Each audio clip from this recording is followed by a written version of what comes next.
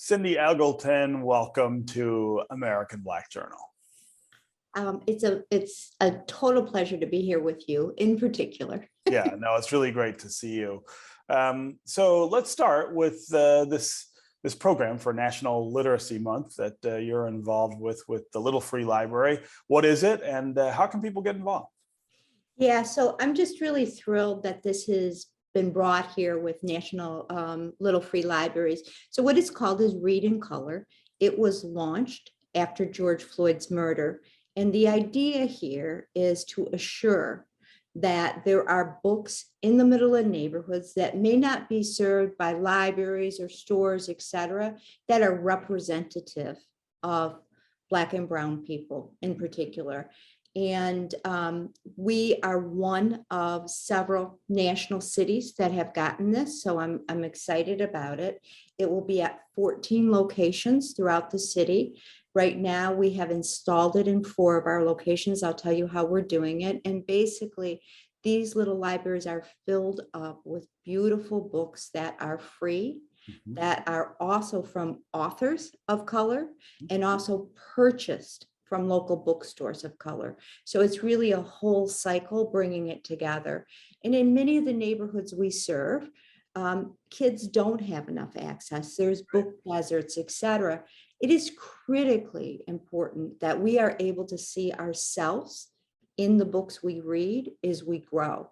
We know that it impacts literacy. We know that it impacts how kids do in school, and also adults are in life. Yeah. But in addition to that, it really helps set the tone for your hopes and dreams in a better society where we see ourselves in what is around us. So we're thrilled.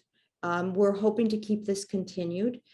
We have gotten at least 2,500 books right now, but we are already, our book, Little Free Libraries are out of books every day, which means that they're being used. And so we want to keep adding and put as many books in there as possible. Yeah. So for folks who don't know, we should spend just a little time talking about what Brilliant Detroit is, what it does, and where it exists in our city. Yeah, so let me tell you that, and then I'll also tell you how that rolls out for each of the neighborhoods. So Brilliant Detroit exists to create kid success neighborhoods where kids and families, we say belly to 8, have everything that they need in education, health, and family support in the middle of the neighborhood, in a walkable area. It is done in partnership with the neighborhoods. We don't go into any neighborhood unless invited in. And once invited in, we hire from the neighborhood and we repurpose a house. This is where we connect in terms of some of your projects into really a community hub. And we're about 5.5 years old. And what I'm really delighted about is that in that time, we've grown to be committed to 14 neighborhoods. 12 locations are existing. We serve 7,500 people right now. And I would tell you that that growth is entirely because of the neighborhoods. Because to me, the true assets of Detroit are in the neighborhoods. We meet so many heroes. And in fact, that with this rollout is how we're doing each neighborhood when they get a Little Free Library. We're lifting up somebody from the neighborhood and telling their story as it connects to literacy and books. What that's looked like is in one of our neighborhoods, an 8-year-old boy wrote a book with his dad. So we were able to highlight that. In another neighborhood, they have an intergenerational reading group. We were able to highlight that. Another group, we had a little girl that literally came to our location every day and got a book.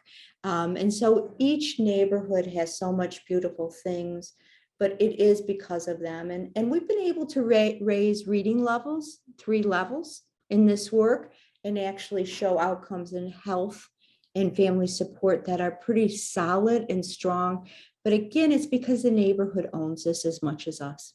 And since you've been doing this for 5 years, I mean, let's think about some of the things that have happened in our neighborhoods over the last 5 years and the challenges that we face. But I'm asking everybody right now what they're seeing and hearing as we come out of what we hope at least was the worst of the pandemic. But of course, we all experienced everything that happened over the last year and a half in these neighborhoods and to our neighbors. I would love for you just to talk about what things look like in the places where Brilliant Detroit exists right now.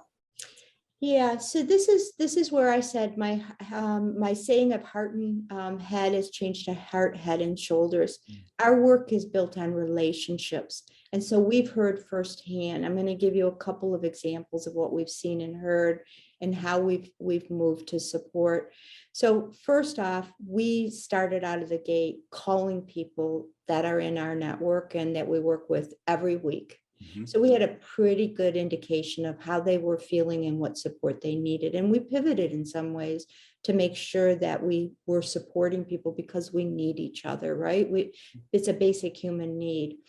The first day of really what many called the lockdown, we got a call from one of our participants. It was a Saturday. She had an 8-day-old baby. She was out of formula. She was nervous to breastfeed. And that was her situation. So we were able to serve her and get formula over there. In my head and heart, I'm like, buy up, 30 boxes of formula. Our staff said, Cindy, do you have any clue what that costs? And so we put out like a call to the community, and we received so many supplies and supports to help others, which that story was repeated again and again and again. Another thing to say, what was happening for people at an individual level, even on our own staff who are all from neighborhoods, right, is that people were losing people. And we talk about that, but we don't talk about it enough. And on our own staff, every single staff has lost 1 to 17 people that are close to them. That's a lot of loss. Yeah. And we were able to give $500 out to 750 families during this time in 3 waves. The first wave, we found that 30% of the families were going to use that to bury somebody. That's the situation. That's collective stress and trauma. What it means in terms of education right now, we just participated in a study with New America locally and nationally. 30% of parents said, what do they want for this new year? They want social emotional support for their kids. Yeah. Over academics. So that tells you what I think we all have to step into, and why this work for us is so critical and life-giving and life-taking, really. To really take note of, we are all going through this. We are in this together. How can we support each other? I say one day you're lifted, one day you need to lift somebody up. And I think that really rings true. I did see a lot of beauty of people wanting to help others and come together in that way, but it's difficult. The last thing I would say to that is, before the pandemic, look at, our systems weren't working for people. Right. They just weren't. And what I think our goal needs to be is not just how do we get through this, but how do we create a system that works better for kids and families.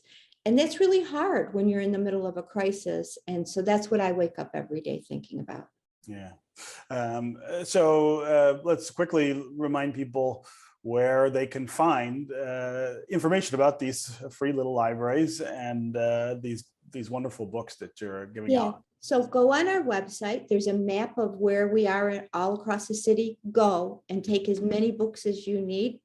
The little libraries are emptied and filled up every day. If you want to support in any way, we're doing reading groups around these. Additionally, if you want to donate books, all of that is needed, and you can get a hold of us at info@brilliantdetroit.org. This is one thing we can all actually do, and it's a needed piece. Yeah, and we'll put all that information on our website as well. Cindy Eggleton, it is always great to see you. It's especially great to see you since I haven't seen you in, I think, more than a year and a half, just like everybody else. But thanks for joining us here on American Black Journal. Thank you for having me.